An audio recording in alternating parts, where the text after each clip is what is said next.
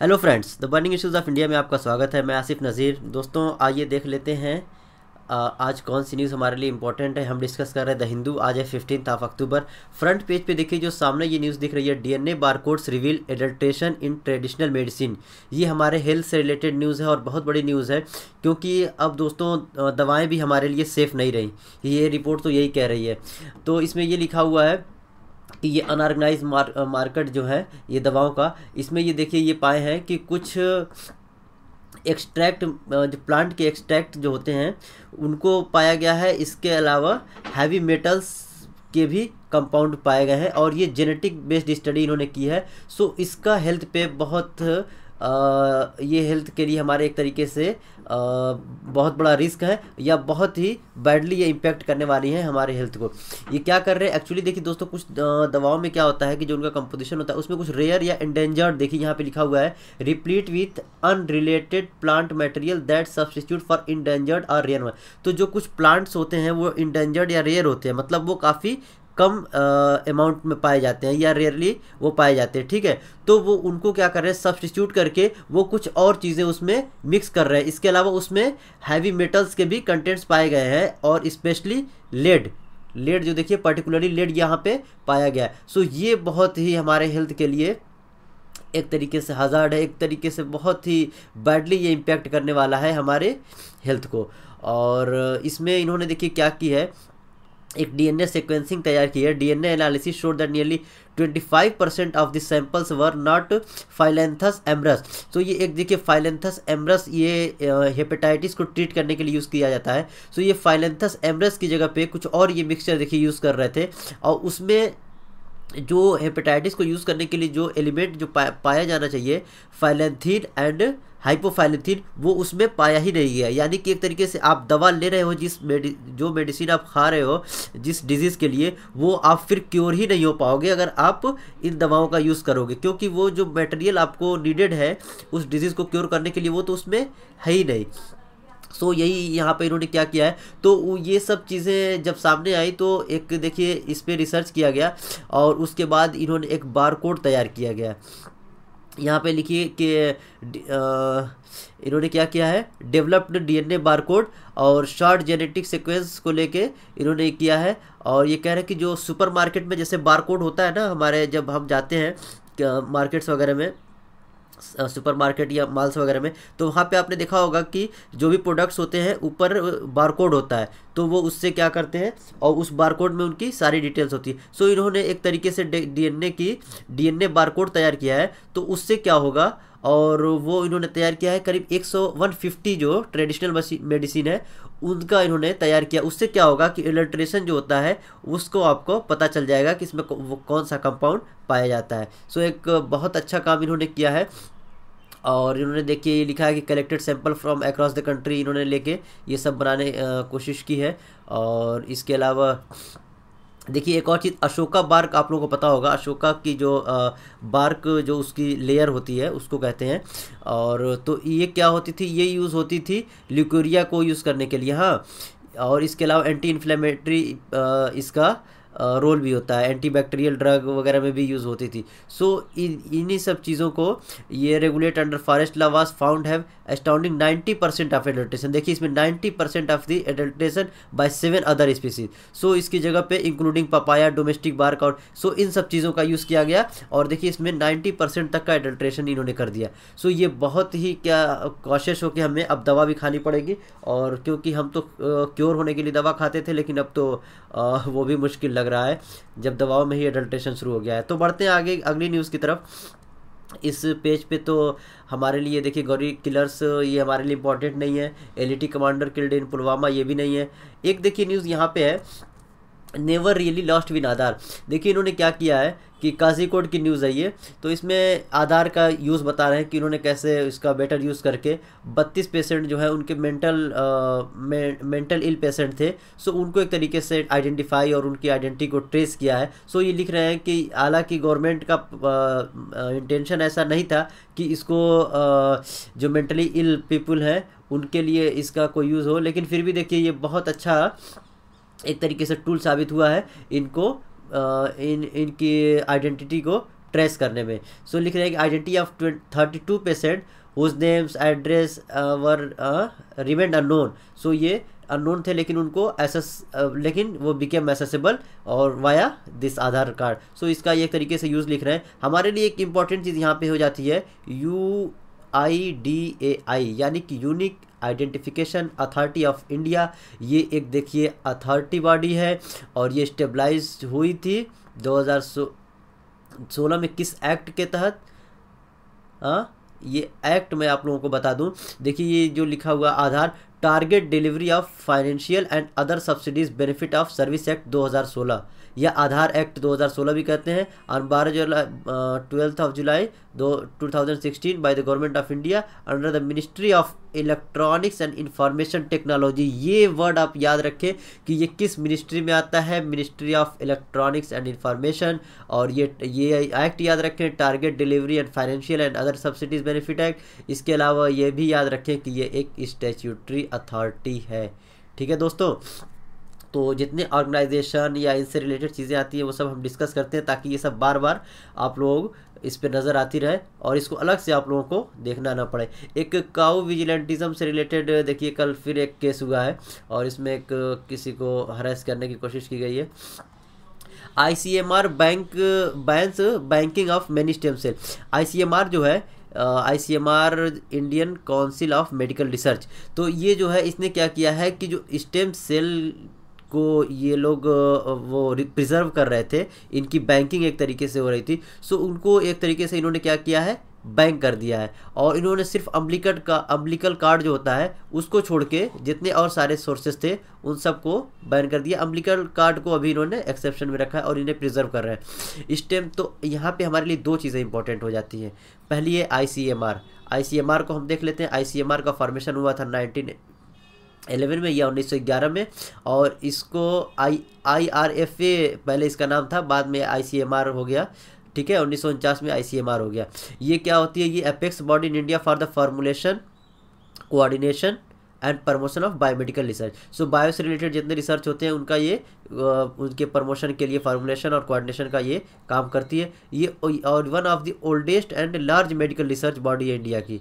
ठीक है, ICMR founded by government India through the department of health research, ministry of health and, ये ministry याद रखें।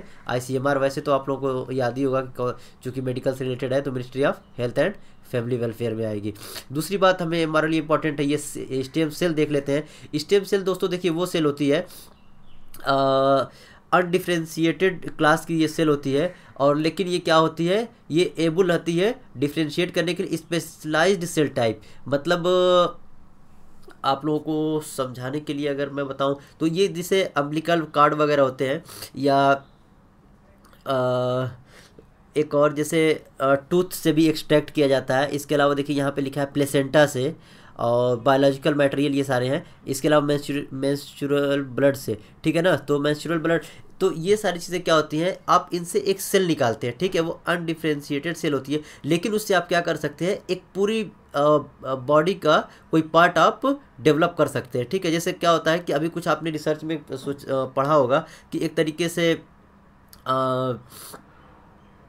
Body के जैसे लीवर को आप फॉर्म कर सकते हैं। ठीक है, तो इसी टाइप से ये स्टेम सेल मतलब एक ऐसी सेल होती है कि इसमें वो प्रॉपर्टी होती है कि वो एक तरीके से पूरी बॉडी के एक स्पेशलाइज टाइप की जो सेल होती है उसमें ये कन्वर्ट हो सकती है। ठीक है ना, तो इसी पे इन्होंने ये बैन लगा दिया है। तो स्टेम सेल जैसे साइंस वगैरह में अक्सर क्वेश्चन आते रहते हैं तो आप उनको देख लें। और इसके अलावा इसमें हमारे लिए कुछ इम्पोर्टेंट नहीं है। आगे बढ़ते हैं, तो आगे बढ़ने इस पेज पे भी कुछ नहीं है और यहाँ भी कुछ हमारे लिए नहीं है। Let's move. और ये देखिए दोस्तों, एक खूबसूरत तस्वीर आप लोगों को दिख रही होगी, ए पेंटेड स्टॉक। तो स्टॉक के ये पेंटेड स्टॉक जो इसके बारे में आप लोगों को बता दूं, ये नियर थ्रेटेंड है और ये एशिया में ही, इधर हमारे साउथ एशिया में, इंडियन सब कॉन्टिनेंट में ये पाया जाता है। सो आप याद रखें नियर थ्रेटेंड है। ठीक है, और ये एक जो न्यूज़ थी जो हमारे CM की कार चोरी हो गई थी वो गाज़ियाबाद में मिल गई है। इसके अलावा हम इस पे हमारे लिए कोई इंपॉर्टेंट न्यूज़ नहीं है। Classified not important for us, ये भी इसमें यहाँ भी कुछ नहीं है। सो बढ़ते हैं आगे। एक देखिए यहाँ पे सुप्रीम कोर्ट ने कल एक जजमेंट दिया है, और ये जजमेंट रिलेटेड है दोस्तों। एक्चुअली क्या हुआ था कि कोई बुक थी और उस पर बैन लगाने की मांग हुई थी। सो उससे रिलेटेड उन्होंने कहा है, सुप्रीम कोर्ट ने कहा है कि हमारे पास ये पावर नहीं है कि हम बुक को बैन कर दें, क्योंकि ये बुक जो होती हैं एक तरीके से आपके फ्री एक्सप्रेशन को दर्शाती हैं, और वो राइटर्स के थॉट्स और फीलिंग्स ही होते हैं जो सोसाइटी के बारे में या उस वर्ड के बारे में होते हैं जहाँ पे वो रहता है। तो ये एक तरीके से फ्रीडम ऑफ स्पीच और एक्सप्रेशन उनका राइट है। सो हम इस पर बैन नहीं लगा सकते। Courts can not be asked to courts can not be asked to gag free expression. दोस्तों ये ठीक है, कोर्ट ने कहा है कि ये कोर्ट को कह रहे हैं कि ये आस्क नहीं कर सकता, ये पूछ नहीं सकता गैग फ्री एक्सप्रेशन के लिए। इसके अलावा लिख रहे हैं कि the Supreme Court has always placed the fundamental right to free speech at the highest pedestal. So ये कह रहे हैं कि फंडामेंटल राइट जो है, फ्रीडम ऑफ स्पीच जो है, तो उसको हमने हमेशा एक तरीके से तरजीह दी है, उसको हमेशा ऊपर रखने की कोशिश की है। और ये बुक के बारे में थोड़ा सा लिखना है, इसमें इन्होंने कुछ कंट्रोवर्शियल चीज़ लिखी थी। जैसे बुक का टाइटल ही था हिंदुत्व मुक्त Bharat. So book is critical of caste system prevailing in India. जो कास्ट सिस्टम इंडिया में उससे रिलेटेड थी, ये हमारे लिए नहीं है, लेकिन आप याद रखें बस ये फ्रीडम ऑफ स्पीच इसमें एक एस्पेक्ट आता है जो सुप्रीम कोर्ट ने उसको फिर से एक मरतबा तरजीह दी है। और यहाँ पे इन्होंने एक चीज़ और लिखी है, we do not think that it would be appropriate under article 32 the constitution of India that this court should ban on book. So ये कह रहे हैं कि आर्टिकल 32 हमें एक तरीके से ये मैंडेट नहीं करता है कि हम इस बुक को बैन करें। ठीक है, तो बढ़ते हैं आगे। और आगे देखिए, हाँ हैदराबाद देखिए, अभी जो आप लोगों को कुछ दिनों से हम डिस्कस कर रहे थे कि जितनी अर्बन सिटीज़ हैं वहाँ पे आप लोगों को एक तरीके से बाढ़ जैसे हालात देखने को मिल रहे थे।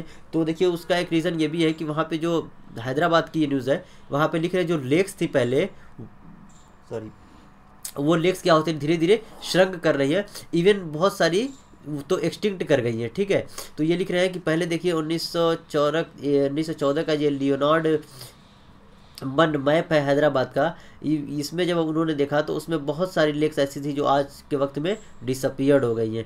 सो बहुत सारी देखिए इन्होंने इसमें नाम भी लिखा है, disappeared without a trace, Mir जुमला टैंक। सो इस टाइप की बहुत सारी चीज़ें हैं। हमें ये इंपॉर्टेंट करना है, हमारे लिए इंपॉर्टेंट ये है कि मतलब इस टाइप की चीज़ें देखिए, पहले अर्बन डेवलपमेंट या अर्बन प्लानिंग कितनी अच्छी थी कि वो इस टाइप की चीज़ें बना के रखते थे, और ये वाटर बॉडीज़ और ये इन सब चीज़ों से जो आज हम झेल रहे हैं, ये फ्लड वगैरह, ये इससे ये लोग एक तरीके से आसानी से टैकल कर जाते थे। ठीक है, बढ़ते हैं आगे। तो आगे देखिए एक बहुत ही अच्छी न्यूज़ है, हुंडीज़ आर मिंट फॉर बुक। सो एक तरीके से एपी में ये प्रोग्राम चलाया जा रहा है, और इसमें यूँ होता था कि देखिए आपको पता होगा कि लाइब्रेरीज़ में बुक्स पड़ी रहती हैं, लेकिन बहुत सारे नीडी पीपल को वो यूज़ नहीं कर पाते। सो इन्होंने एक स्कीम निकाली है, ये डोनेशन का काम करवाते हैं लोगों से, पुरानी बुक्स के बदले नई बुक, इस टाइप से, to help the students learn to respect book and embrace the healthy culture of borrowing, renewing and returning them in time. We are asking school libraries to create book hundis के नाम से इन्होंने ये programme चलाया है। इसमें बच्चों से कहा जाता है ask to donate new and old books to the hundis that will be added to the library collection, और वो लाइब्रेरी में वो इकट्ठा करते हैं। The idea is to teach them the value the books and understand the concept of sharing them better. So ये कह रहे हैं कि इसके पीछे आइडिया यही है कि teach them the value of the books, की बुक की वैल्यू को उनको बताया जाए, और ये उनको कॉन्सेप्ट ये समझाया जाए कि इसके शेयरिंग का बेटर यूज़ किया जा सकता है। ठीक है, donating books they will also start to return the borrowed books. ये सारी चीज़ें, तो ये बहुत ही अच्छा है, इस तरीके से ये होना चाहिए हर जगह, क्योंकि सारे लोग बुक को अफोर्ड नहीं कर सकते, तो कम से कम उन लोगों को तो बुक मिल सके। GSET 9 से रिलेटेड एक बहुत ही इंपॉर्टेंट न्यूज़ है हमारे लिए, और GSET 9 आप लोगों को बता दूं, आप इसको हमारे PM ने जो हमारे 6 नेबर्स हैं उनको एक तरीके से गिफ्ट किया है। और तो ये लिख रहे हैं कि वो क्या हुआ है, सम 5 months after the south Asian satellite और GST-9, साउथ एशियन सैटेलाइट भी इसे कहते हैं, तो put in space as a New Delhi gift of 6 neighbours, ground delays outside India seems to be holding up its plan Harvey. So ये एक तरीके से ये कह रहे हैं कि हमने ये जो एक अपने नेबर्स को ये गिफ्ट दिया है, और ये 5 महीने पहले ये इंडक्ट किया गया था।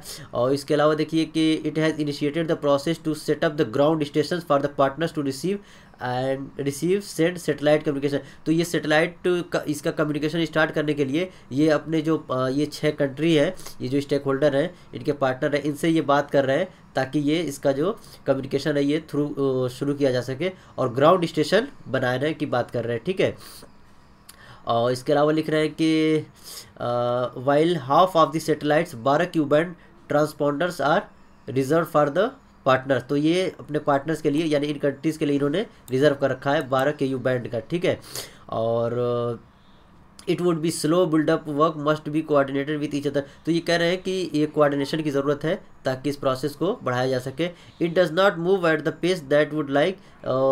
उसके अलावा eventually we will support them through Indian industry के थ्रू भी इसको सपोर्ट करने की बात कर रहे हैं, ठीक है। India's space program is helping Afghanistan. देखिए वो कंट्री आप याद रखिए, ये पूछा जा सकता है आपसे, ठीक है। तो इसमें अफगानिस्तान, भूटान, इसके अलावा मालदीव, नेपाल, श्रीलंका है, इसमें पाकिस्तान नहीं है, ये इंपॉर्टेंट आप याद रखिएगा। एक्सेप्ट पाकिस्तान हमारे सारे नेबरिंग हैं, ठीक है। तो आप ये 6 के 6 नाम याद रखिएगा।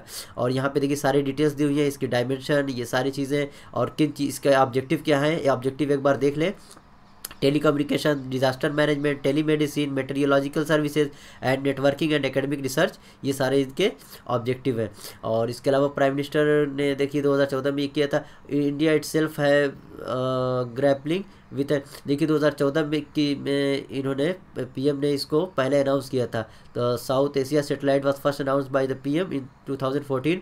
India itself has been grappling with an old shortage of KU band transponder because of which Indian DTH operators lease their capacity on private foreign satellite. So ये देख रहे हैं इंडिया को खुद 2014 में इन सब चीज़ इसकी कमी थी, और इसे इंडिया को खुद इसकी ज़रूरत थी। और DTH जो ऑपरेटर्स थे वो क्या करते थे, वो फॉरेन सैटेलाइट पे डिपेंडेंट थे। तो एक तरीके से उनकी भी ख्वाहिश पूरी हो गई। इसके अलावा बढ़ते हैं आगे, हमारे लिए ये न्यूज़ है। देखिए दोस्तों यहाँ पे एक, हाँ, इसरो से रिलेटेड थोड़ा सा देखिए हम जान लेते हैं इसरो के बारे में। इसरो देखिए एक क्या है, एक स्पेस एजेंसी है गवर्नमेंट ऑफ इंडिया की, और इसका हेडक्वार्टर है बेंगलुरु में, ठीक है। और इसका विज़न क्या है, harness space technology for national development. So national development के लिए ये टेक्नोलॉजी का यूज़ करते हैं, और उस पर डेवलपमेंट और उस पर रिसर्च। इसके अलावा space science research, planetary exploration. देखिए ये 1969 ईस्वी में बनाया गया था। 1969 में इसरो ने मतलब ये एक्चुअली क्या था, इसका पहले नाम इंकोस्पार था, ठीक है ना, Indian national committee for space research, 1969 में। तो फिर उसके बाद ये 1962 में देखिए स्टेबलाइज 1962, मतलब इसरो अगर पूछे तो आपको 1962 ही लिखना होगा, और नहीं आप 1969 ही लिखें, ये रीनेम हुआ है, पहले इनको स्पार था, ठीक है ना।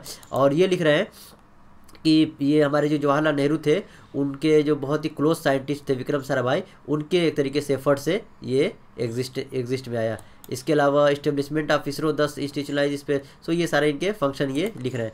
सो इसरो याद रखें, एक स्पेशलाइज हमारी एजेंसी है, स्पेस से रिलेटेड काम करती है। इसके अलावा देखिए अगली न्यूज़ है, ICCSR had demurs on research in social science. So ये कह रहे हैं ICCSR जो है वो एक तरीके से फेल रही है, या लिख रहे हैं कि it had no positive role in solving problem of the nation. वो कह रहे हैं कि हमारे नेशन की प्रॉब्लम को सॉल्व करने में इसका कोई पॉजिटिव रोल नहीं रहा है, इसके चेयरमैन ही ये कह रहे हैं। और ये कह रहे हैं कि देखिए it has no positive role in solving national problem such as the problem faced by the nation in the northeast, Jammu Kashmir, and bringing a clarity of vision towards the ethnic terrorism, ideological terrorism, so इन सब religious terrorism, इन सब को tackle करने में या इन सब से related मतलब अपना इनका रोल को ही क्रिटिसाइज़ कर रहे हैं कि हमारा कोई इसमें पॉजिटिव रोल नहीं रहा है, हम इसमें एक तरीके से फेल रहे हैं अपना रोल निभाने में, कोई पॉजिटिव रोल निभाने में। तो ये लिख रहे हैं social science research needs updating. तो एक तरीके से अपडेटिंग की बात कर रहे हैं कि उनको अपडेट किए जाने की ज़रूरत है। It should cease to promote social division with utilizing fund from society. इसके अलावा ये देखिए फंडिंग की भी बात कर रहे हैं, हाँ। और इसके अलावा देखिए ये अभी लिख रहे हैं कि कॉन्टिनम फ्रेम की ज़रूरत है। Continuum frame is the need of the hour to social science. So एक तरीके से बहुत अच्छी चीज़ इन्होंने, एक तरीके से लग रहा है कि ये नई शुरुआत रिफॉर्म लाने के मूड में है यहाँ पे। और इन्होंने जो कहा है, देखिए समाज को पहले समझकर आत्मसात करने की आवश्यकता है। It is necessary to observe one's own society first and internalize it. तो पहले तो आपको सोसाइटी को समझने की ज़रूरत है और उसके बाद उसको इंटरनलाइज कीजिए, ठीक है। फिर देखिए ये क्या है, bid to destroy independent thought in country, ये के.पी. शाह है।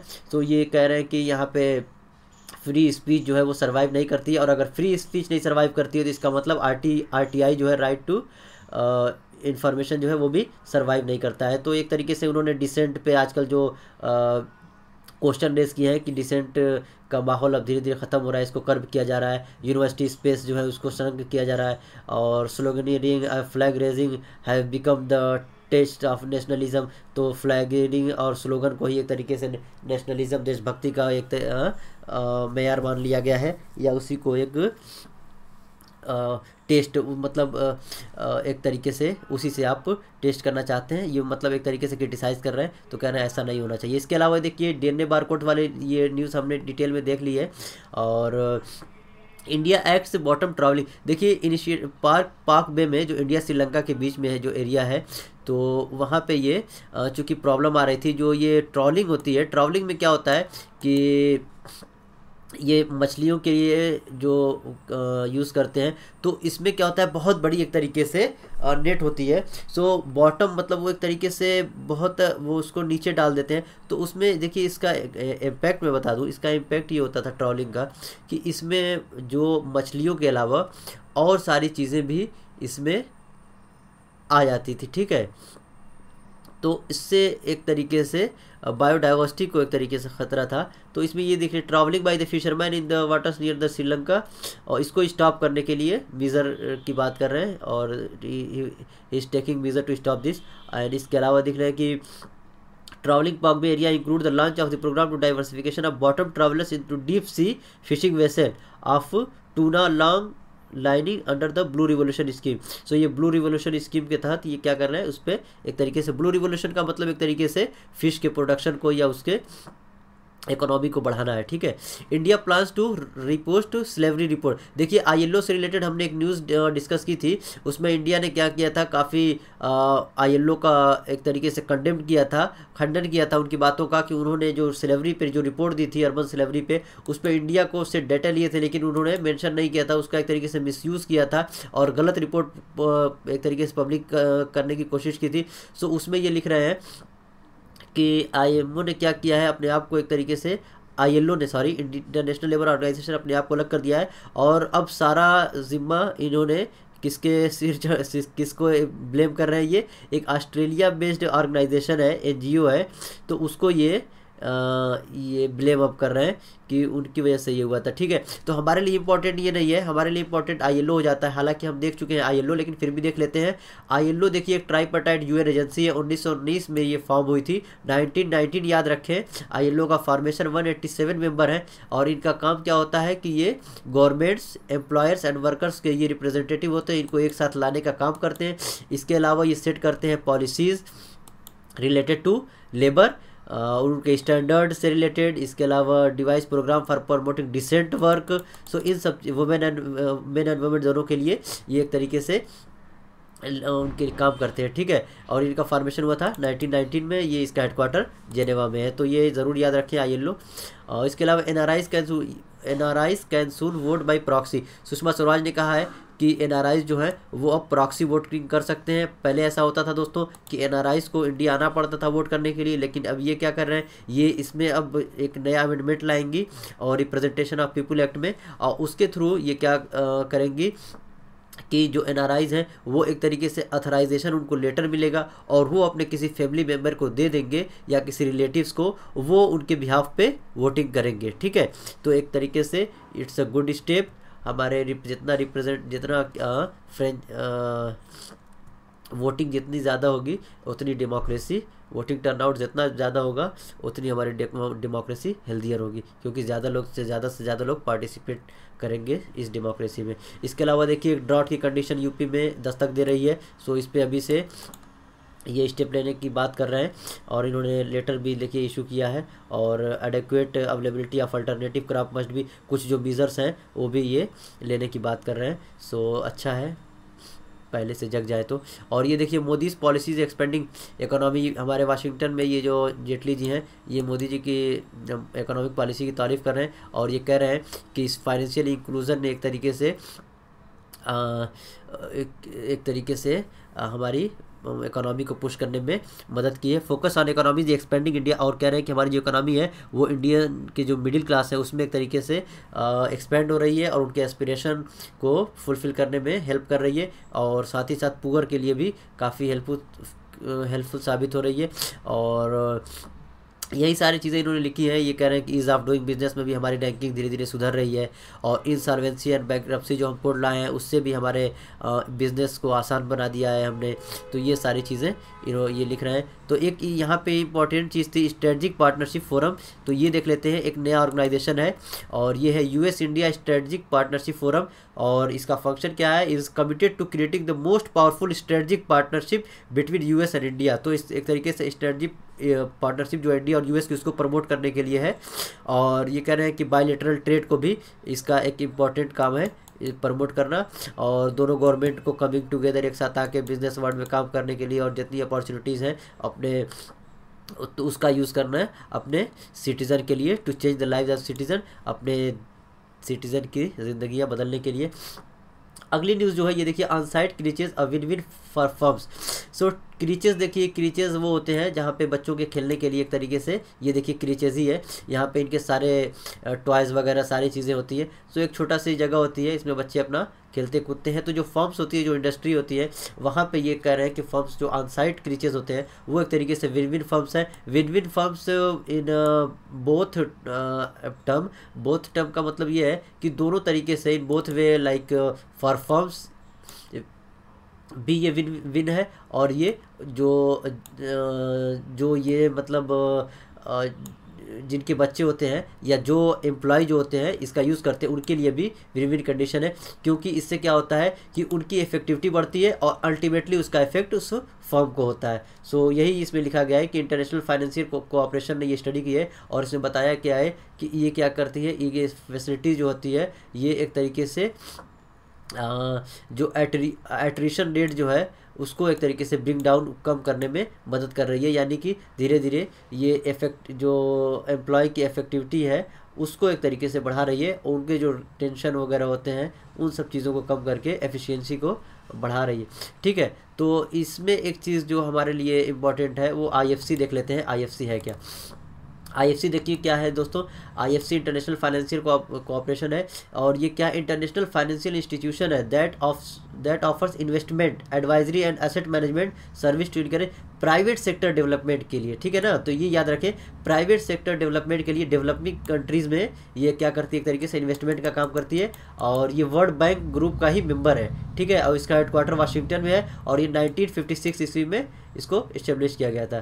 तो ये तो सारी IFC से रिलेटेड न्यूज़ थी। बढ़ते हैं आगे और आगे बढ़ने पे देखिए ये आता है आपका हु व्हाट व्हाट देन, ये आज के दिन आता है, संडे के दिन, ये हमारे लिए इंपॉर्टेंट नहीं होता है। इसके अलावा एडिटोरियल थोड़ी देर में डिस्कस करेंगे। और ये न्यूज़ IISER से रिलेटेड, इसमें देखिए ब्रेस्ट कैंसर से रिलेटेड ये फर्स्ट DNA स्टडी हुई है और इसमें इन्होंने मेथाइलेशन कॉजिंग जो था उसको इन्होंने फाइंड किया एक तरीके से ब्रेस्ट कैंसर से लड़ने के लिए। ठीक है, इसके अलावा आगे कुछ नहीं। एक न्यूज़ यहाँ पे थोड़ी सी मुझे इंपॉर्टेंट लगी जो, तो AMR जो है, AMR का मतलब होता है एंटी माइक्रोबियल रेजिस्टेंस। ठीक है ना, एंटी माइक्रोबियल रेजिस्टेंस। सो ये कह रहे हैं कि infection can be acquired either in the hospital और कम्युनिटी। सो इन्फेक्शन आपको कहीं भी हो सकता है और ये कह रहे हैं कि there were guidelines to treat serious infection with broad spectrum. तो दो तरीके की दवाई होती है देखिए दोस्तों, एक होती है ब्रॉड स्पेक्ट्रम, एक होती है नैरो स्पेक्ट्रम, ये एंटीबायोटिक्स होती हैं। तो ये कह रहे हैं कि ये क्या होता है, लेकिन पहले ये होता था, पहले एक ब्रॉड होती थी एक नैरो होती, लेकिन अब ये जो गैप, ये जो मार्जिन थी वो कह रहे हैं कि अब ब्लड हो गई है। तो उसको कह रहे हैं कि this is because they are not sure if guidelines antibiotics will be affected on someone with community level infection when they are wheeled in state of septic shock. So ये कह रहे हैं कि अब उन्हें खुद नहीं पता है कि कौन सी यूज़ करनी है, क्योंकि ये जो इन्फेक्शन के जो केसेस आ रहे हैं अब वो एंटीबायोटिक्स जो है उन्हें खुद नहीं पता होता है कि ये इफेक्टिव होगी या नहीं। सो ये एक तरीके से हमारी ये एंटीबायोटिक्स जो यूज़ कर रहे हैं उससे रिलेटेड ये है। इसके अलावा देख रहे हैं high and rising level of the community level MR infection और वरिसम, ये एक चिंता की बहुत बड़ी वजह है। People don't realize why when you use antibiotics 1% it has an effect on entire society. So ये कह रहे हैं people don't realize when you use antibiotics, ये कह रहे हैं आपको ये पता नहीं है कि जब आप एंटीबायोटिक्स यूज़ करते हैं उसका इफेक्ट आपकी सोसाइटी पे भी पड़ता है। सो ये तो रही, इसके अलावा कुछ यहाँ पे हमारे लिए ख़ास नहीं है। बढ़ते हैं आगे और फिर स्पोर्ट्स पे। तो दोस्तों आज के लिए इतना ही। Thank you so much.